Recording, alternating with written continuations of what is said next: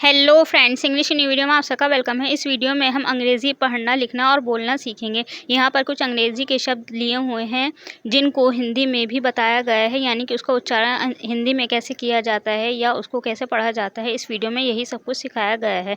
अगर आप हमारे चैनल पर न्यू हैं तो हमारे चैनल को ज़रूर से सब्सक्राइब करें और वीडियो को भी लाइक करें। हम आप लोगों के लिए इतनी मेहनत से वीडियोज़ बना के लाते हैं ताकि आप लोग अंग्रेज़ी भाषा सीख सकें। तो आप ज़रूर से हमारे चैनल को सब्सक्राइब करें और वीडियो को भी लाइक करें। तो देखिए, छोटी सी वीडियो है ताकि आप लोग बोर ना हो और आपको अच्छे से समझ में आए। तो छोटी सी ही वीडियो है, पूरा देखिएगा ताकि आप लोग अच्छे से इस वीडियो को समझ सकें। तो देखिए, यहाँ पर कुछ शब्द दिए हुए हैं। देखिए, सबसे पहला शब्द ले लेते हैं हम COME।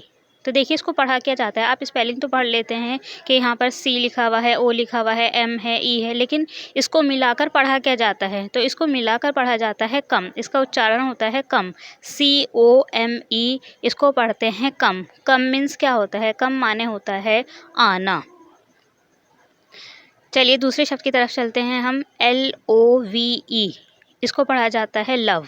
देखिए, नीचे साथ ही में हिंदी में दिया हुआ है ताकि आप लोगों को अच्छे से समझ में आ सके, क्योंकि आप लोग हिंदी तो पढ़ लेते हैं, रीडिंग कर लेते हैं, लेकिन अंग्रेज़ी की रीडिंग आप नहीं कर पाते। जैसे कि आप व्हाट्सएप पर चैटिंग करते हैं अपने दोस्तों के साथ, तो केवल हिंदी में ही करते हैं, अंग्रेज़ी में नहीं कर पाते। तो अगर आप इस तरीके से अंग्रेज़ी सीखेंगे तो आपको चैटिंग करनी भी आ जाएगी और आप अपने दोस्तों के साथ अंग्रेज़ी में चैटिंग करना भी सीख जाएंगे। तो देखिए, दो शब्द हमारे हो गए हैं, कम और लव। अगले शब्द की तरफ चलते हैं। अगला शब्द है हमारा SOME। इसको क्या पढ़ा जाता है? इसको पढ़ा जाता है सम। तो सम मीन्स क्या होता है? सम मीन्स होता है कुछ। जैसे आप कहें मेरे पास कुछ चीज़ें हैं, तो आप वहाँ पर कुछ के लिए सम का इस्तेमाल करेंगे। और बहुत सी जगह इस्तेमाल किया जाता है। जब आप इंग्लिश की बुक को रीड करेंगे यानी कि पढ़ेंगे, तो आपको ये सारे शब्द दिखाई देंगे। तो अंग्रेज़ी भाषा सीखने के लिए आप रोज़ाना रीडिंग भी करें थोड़ी थोड़ी, ताकि आप लोगों को अच्छे से समझ में आए। अगले शब्द की तरफ चलते हैं हम। TIRED। तो इसको पढ़ा जाता है टायर्ड। टायर्ड मीन्स क्या होता है? टायर्ड मीन्स होता है थका हुआ होना। मेन शब्द होता है इसका TIRE, टायर्ड। तो यानी कि जैसे कि हम थक जाते हैं कोई भी काम करने के बाद, तो उसके लिए जो हम लगाते हैं शब्द, जैसे कि हम कहें हम थक गए हैं, तो वहाँ पर हम टायर्ड शब्द का इस्तेमाल करते हैं। चलिए अब नीचे लाइन में आ जाते हैं। देखिए, नीचे लिखा हुआ है हमारा अगला शब्द है हमारा LATE। तो इसको पढ़ा जाता है लेट। लेट मीन्स क्या होता है? जैसे कि आप देर से घर आते हैं या किसी भी काम में आपको देरी हो जाती है, तो उसके लिए हम अंग्रेज़ी में लेट शब्द का इस्तेमाल करते हैं। जैसे कि आप घर पर लेट आए, आपके पेरेंट्स पूछते हैं कि आपको देर कैसे हो गई या आप लेट कैसे हो गए, तो इस शब्द का इस तरीके से इस्तेमाल किया जाता है। अगला शब्द है हमारा GATE। तो इसको पढ़ा जाता है गेट।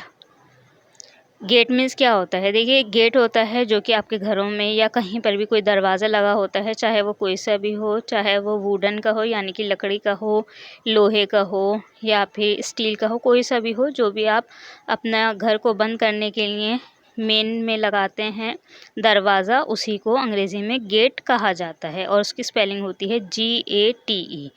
चलिए अगले शब्द की तरफ चलते हैं। अगला शब्द है हमारा TALK। इसको पढ़ा जाता है टॉक। इसके अंदर L जो है साइलेंट है, उसकी आवाज़ नहीं आती है, बट लिखा जाता है।